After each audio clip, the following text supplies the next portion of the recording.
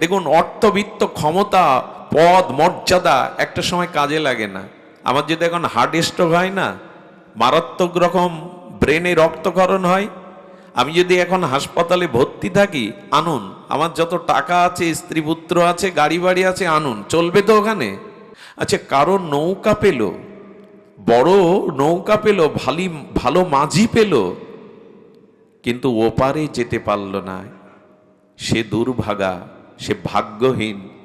তেমন আমরা গুরুরূপ মাঝি পেলাম, এই দেহরূপ তরণী পেলাম, কিন্তু সংসার সাগর পাড়ি দিতে পারলাম না, ডুবে মরলাম। এর থেকে ব্যর্থতা আর কি আছে? যার কাছে নৌকা আছে, মাঝি আছে, অথচ ওপারে যেতে পারছে না, ডুবে মরছে, এর থেকে হতভাগ্য জগতে কে আছে?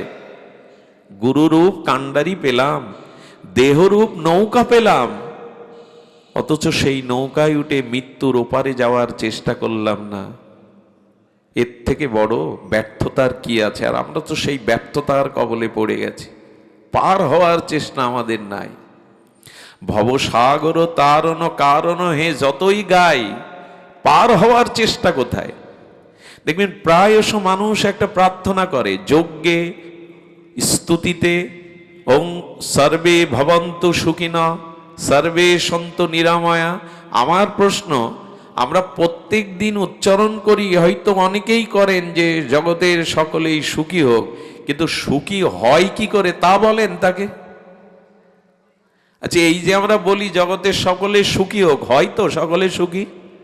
যিনি বলছেন তিনিও সুখী হন তো? সুখ কিসে হয় তা বলে না, বলে সবাই সুখী হোক।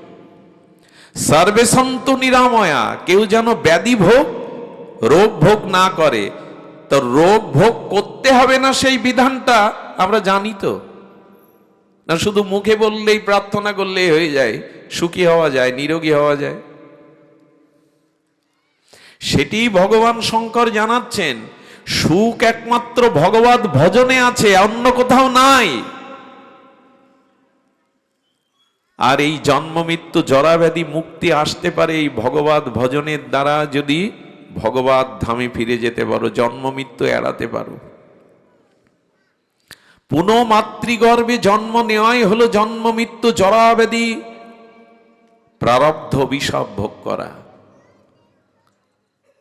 আচ্ছা, বাংলাদেশের টাকা ইন্ডিয়ায় গিয়ে সরাসরি চালাতে পারবেন? ইংল্যান্ডে গিয়ে চালাতে পারবেন? পারবেন না। ওই দেশে আলাদা আলাদা রুপি আছে, ডলার আছে, নাকি না এই দেশের 1000 টাকা নিয়ে চলবে? চলবে না। তেমনি একটা কথা বলি, এই জগতের অর্থবিত্ত, দেহ গেহ, স্ত্রী পুত্র কুটুম্ব আত্মীয় স্বজন যা কিছু, এটা পরকালে চলবে না, ওই পারে চলে না এগুলি। আপনি জন্মাবার সময় না স্ত্রী, না পুত্র, না পিতামাতা কাউকে সাথে আনেননি, আবার মৃত্যুর পরেও এরা কেউ সাথী না, এটা কে না জানে? বাচ্চাও জানে, কিন্তু উপলব্ধি হয় তো ওইখানে কি চলবে, ওইখানে কি সাথে যাবে।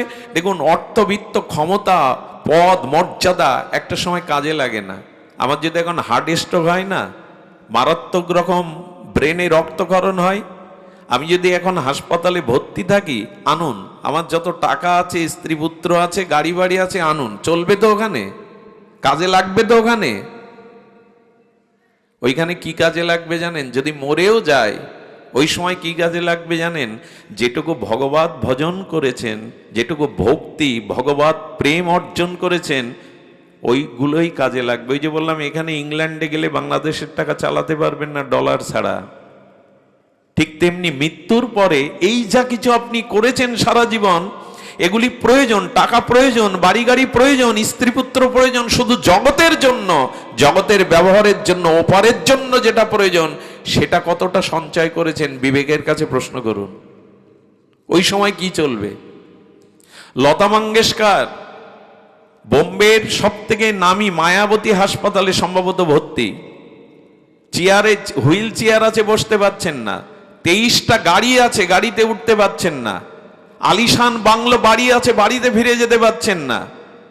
প্রিয়জন সামনে মুখ দিয়ে কথা বলতে পারছেন না, যিনি সারা জীবন সঙ্গীতের তরঙ্গে ভাসিয়েছেন বিশ্বকে। বাড়ি গাড়ি ওই সময় ওনার কোনো কাজে লাগে না। আর মৃত্যুর পর লতাজির সাথে কি যাবে? আপনার আমার সাথে ওই পারে কি চলবে? এই টাকা চলবে না, বিদেশে গেলে এই টাকা চলবে না, তেমনি পরপরে যেটি চলবে, যেটি কতটুকু ভগবত ভজন করেছেন, কতটুকু প্রেম ভক্তি অর্জন করেছেন, ওইটাই পরকালে চলবে। তাতে কতটুকু সঞ্চয় আছে আমাদের। সৎ হরি ভজন বিনু সব স্বপ্না। শিব ঠাকুর বলছেন জগৎ স্বপ্নময়, জগতের প্রয়োজন আছে, অর্থবিত্ত কুটুম্ব আত্মীয়র প্রয়োজন আছে, কিন্তু পরকালে যেটি প্রয়োজন সেটিও যে প্রয়োজন এটা আগে অনুভব করো।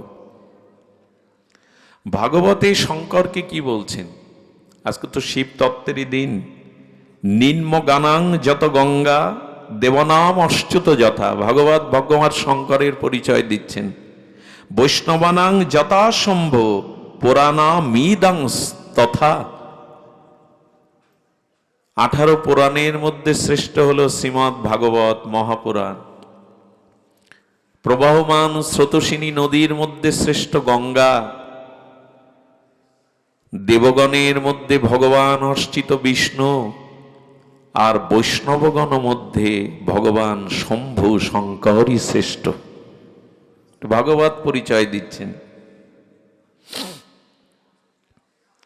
আচ্ছা, এই কথা যখন বলা হলো, আমরা ভগবান শঙ্করকে, শিবকে যখন বৈষ্ণব বললাম, তার মানে আমার মাথায় তিলকমালা, আমি বৈষ্ণব মন্ত্রে দীক্ষিত, আমার মতো বৈষ্ণব ভগবান শঙ্কর?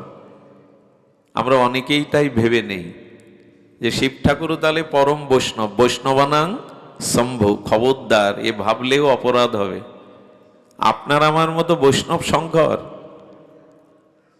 বৈষ্ণবানাং যত শম্ভু মানে এই ভেবে বসবেন না যে আমাদের মতোই একজন বৈষ্ণব, নন উনি। দ্বাদশ ভাগবতের মধ্যে অন্যতম মুখ্য হলো এই ভগবান শঙ্কর। দ্বাদশ ভাগবতের মধ্যে অন্যতম শিবজি। আরো শুনুন, ভগবানের স্বভাব, প্রভাব, গুণ, শীল, মহিমা কোনো ভেদ নাই। স্বয়ং স্বয়ম্ভু পূর্ণব্রহ্ম ভগবানের সাথে ভগবান শঙ্করের গুণ, লীলা, শীল, প্রভাব, মহিমাতে কোনো ভেদ নাই। দুধ থেকে দই হলো, জল থেকে হলো কি, তেল থেকে হলো কি, কিসের থেকে হলো? দুধ থেকেই হলো। তত্ত্ব তো দুধ, কিন্তু দইটা আলাদা। তেমনি তত্ত্ব তো অখণ্ড এক পরম ব্রহ্ম, শিব রূপে ব্রহ্মা রূপে বিভাজন হয়েছেন, একই তত্ত্ব তারা। এই জন্য ভগবান শঙ্করকে কখনো যে আমাদের মতো তিনি বৈষ্ণব এরকম সিদ্ধান্ত যদি নেন, অপরাধী হয়ে যাবেন। শিব তত্ত্ব সাধারণ নয়। আপনাদের মনে আছে সমুদ্র মন্থনে যে বিষ উঠেছিল, কালকূট বিষ, ওখানে বিষ্ণু দাঁড়িয়েছিলেন, ব্রহ্মা দাঁড়িয়েছিলেন, দেবতারাও দাঁড়িয়েছিলেন।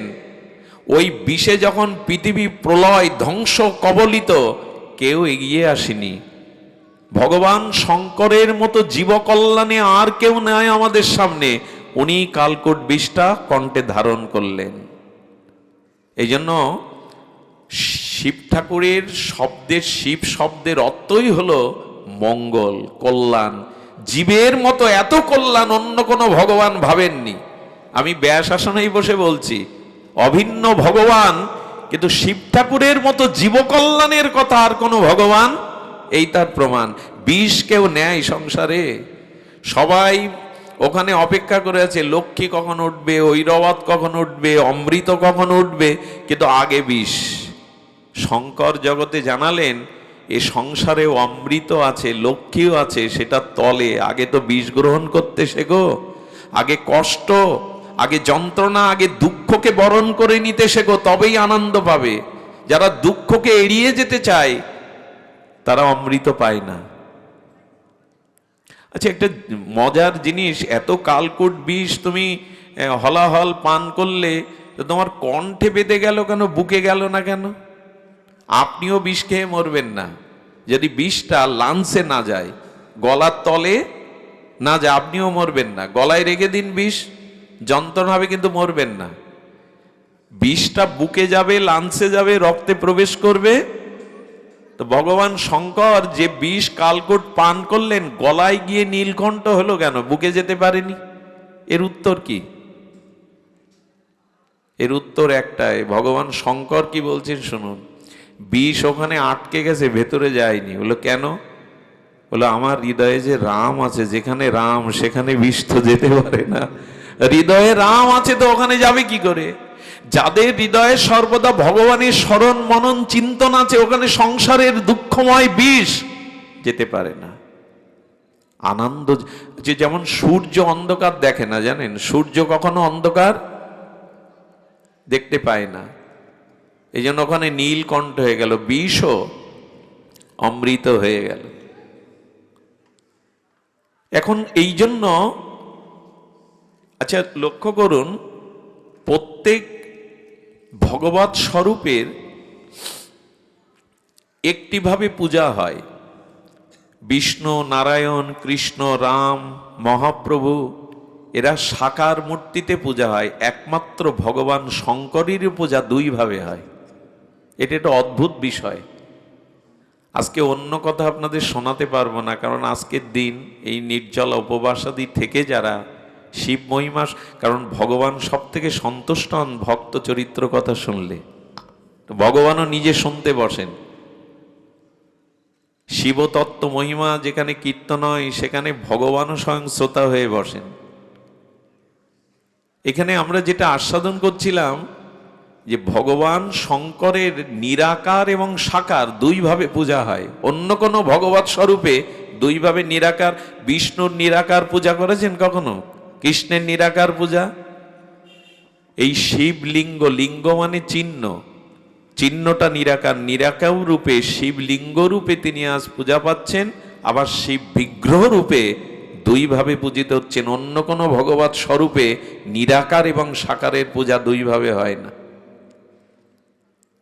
আরো একটা জিনিস বলি, এই যে রাধা কৃষ্ণ সারা পৃথিবীতে এখন দেখছেন না, গৌড়ীয় মঠে ইস্কনে রাধা কৃষ্ণ মাত্র 550-600 বছর আগে রাধারানী কৃষ্ণের পাশে ছিলেন না, কিন্তু কোটি কোটি বছর পূর্বে পৃথিবীর সর্বাপেক্ষা দ্বাদশ জ্যোতিষলিঙ্গ বা শিব মন্দির পৃথিবীতে সব থেকে প্রাচীন। সরগোস্বামী এবং মহাপ্রভু এসে যুগল ভজন চেনালেন। এর আগে কবি জয়দেব, বিল্লমঙ্গল ঠাকুর এরা ভজনের, যুগল ভজনের কথা বলে গেছে, মঞ্জুরি ভজনের কথা, কিন্তু 600 বছর আগে রাধারানী বামে পায়নি কৃষ্ণের। কিন্তু ভগবান শঙ্কর সর্বপ্রেক্ষা প্রাচীন তার এই আরাধনা। এখনো পৃথিবীতে সব থেকে শিব মন্দিরের সংখ্যাই বেশি। এর মানে কি আমি কৃষ্ণকে ভগবান শিবের থেকে আলাদা করছি? তা নয়। আসলে দেখবেন কেউ কেউ শিব ঠাকুরকে বুড়ো শিব বলে, বলে না? কি বলে? শিব ঠাকুর বুড়ো, সচ্চিদানন্দময় স্বয়ং সম্ভব বুড়ো। বুড়ো মানে প্রাচীন, বুড়ো মানে সর্বাপেক্ষা প্রাচীন হলো ভগবান। দুই রূপে তার পূজা হচ্ছে আজ, বিগ্রহ রূপে আর চিহ্ন বা নিরাকার রূপে। আচ্ছা, অনেকেই আমরা ঘুলিয়ে ফেলি, যখন শিব পুরাণ আলোচনা করি তখন শিব ঠাকুরকেই স্বয়ম্ভু ঈশ্বর বলি, যখন রামচন্দ্রের রামায়ণ পাঠ করি, যখন ভাগবত পাঠ করি, শ্রোতাদের মনে মনে হয় যার কথা যখন বলো তাকেই তো বড় করো। তোমাদের এই এক দশা, তোমরা যার কথা বলতে বসো তাকেই বড় করো। এর মীমাংসা কি? এর একটা মীমাংসা এসছে শুনুন। রামচন্দ্র শিব পূজা না করে কোনো কাজে হাত দেয় না। রামচন্দ্র পূর্ণ ব্রহ্ম, শাশ্বত সনাতন। উনি যখন লঙ্কায় যুদ্ধের জন্য যাবেন, উনি জানেন ভগবান শঙ্করের, উনি বালু দিয়ে যে লিঙ্গমূর্তি স্থাপন করে পূজা করেছিলেন রামেশ্বরম, এটা বলো অদ্ভুত বিগ্রহ। রামচন্দ্র সেতু বন্ধনের পূর্বে সমুদ্রের এপারে রামেশ্বরম এই জ্যোতিষ দ্বাদশ লিঙ্গের এক লিঙ্গ প্রতিষ্ঠা করেন। এখানে ভগবান শঙ্করকে পূজা করছেন, আরাধনা করছেন, স্তুতি স্তব করছেন আশীর্বাদ নেওয়ার জন্য। আমরা যেন ঘুলিয়ে না ফেলি কে কার শিষ্য, কে কার গুরু, কে ছোট বড়। এখানে বলছেন দেখুন, নামকরণ কি করলেন? নামকরণ কি করলেন? রামেশ্বরম। অর্থাৎ শব্দটার অর্থ দাঁড়ায় রামের যিনি ঈশ্বর। শিবমূর্তিকে কি নাম দিলেন রঘুপতি রামচন্দ্র? রামেশ্বরম। অনেকেই গেছেন এখানে, অনেকেই হয়তো আছেন এই স্থানে গেছেন আপনারা। এই রামেশ্বরম মানে রামের যিনি ঈশ্বর। তো রামজিকে প্রশ্ন করা হলো, আপনার ঈশ্বর শঙ্কর, অথচ শঙ্কর যে 5 মুখে রাম নাম জপ করেন, কে কার ঈশ্বর, কে কার শিষ্য, কে কার গুরু? আমাদের মধ্যেও মাঝে এই সংশয় উপস্থিত হয়, এটা নিরাকরণ করা দরকার। দেখুন, সর্বপ্রথম রামচন্দ্র তৎপুরুষ শিবজিকে কি করলেন? সমাস। সমাস মানে কি প্রফেসর? শব্দকে সংক্ষিপ্ত করে সার বর্ণনা করার নাম হলো সমাস। রামচন্দ্র তৎসমাসে কি বলছেন দেখুন, রামস্য ঈশ্বরে সজ রামেশ্বর। সমাস করে কি বললেন? রামের যিনি ইষ্ট ঈশ্বর, ইনি রামেশ্বর, মানে ওই লিঙ্গ। ভগবান শিব এসে প্রণাম করে বলছেন, না, এই অর্থ খাটবে না। রামের ঈশ্বর যিনি শিবজি, তিনি ভগবান, তিনি রামেশ্বর। কিন্তু শিবজি বললেন, এখানে আমি তো মূর্খ, বুঝি না, কিন্তু শব্দবিদ তারা কি বলছেন দেখুন, তারা বলছেন বহুব্রীহি সমাস করলেন ভগবান শিব। বহুব্রীহি সমাস মানে রামের ঈশ্বর যিনি, তিনিই রামেশ্বরম, এটা রাম বলছেন, স্তুতি করছেন। আর শিবজি কি বলছেন? শিবজি বহুব্রীহি সমাসে এসে কি বলছেন? রাম ও ঈশ্বর যশস্ব রামেশ্বর। রামই যার ঈশ্বর, ইনি রামেশ্বর। উনি বলছেন উনি আমার ইষ্ট, ইনি বলছেন উনি আমার। দুইজন শ্রেষ্ঠ কখন হয় জানেন? যখন দুইজন দুইজনকে বড় করে। যখন একজনকে ছোট করে যে বড় হতে চায়, সে বড় না, সে শ্রেষ্ঠ না। রাম বলছেন রামের যিনি ঈশ্বর, আর বহুব্রীহি সমাসে এসে উনি বলছেন না, রামের শিবের যিনি ঈশ্বর, তিনি রামেশ্বর।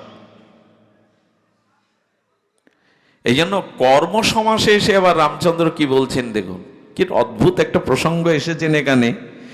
যেহি পরকৃপা ন করহি পূজারি, শোনো পাব মনি ভগতি আমারি। রাম ভগবান বলছেন, কে আমার ভক্তি পায় শোনো মনি। অগস্ত্য পুলস্ত্য ভরদ্বাসকে রামচন্দ্র বলছেন, কে আমার কৃপা পায় মনি শোনো। শিব দ্রোহী মম ভক্ত কহবা, সো নর সহপেহ নাহি না পাবা। শিবকে যে ক্ষুদ্র দৃষ্টিতে দেখে, দোষ দৃষ্টিতে দেখে, সে আমার কৃপা পাওয়ার যোগ্য নয়, স্বয়ং ভগবান রামচন্দ্র বলছেন। অনেক সময় আমরা শিব নিন্দা করে ধুয়ে ফেলি।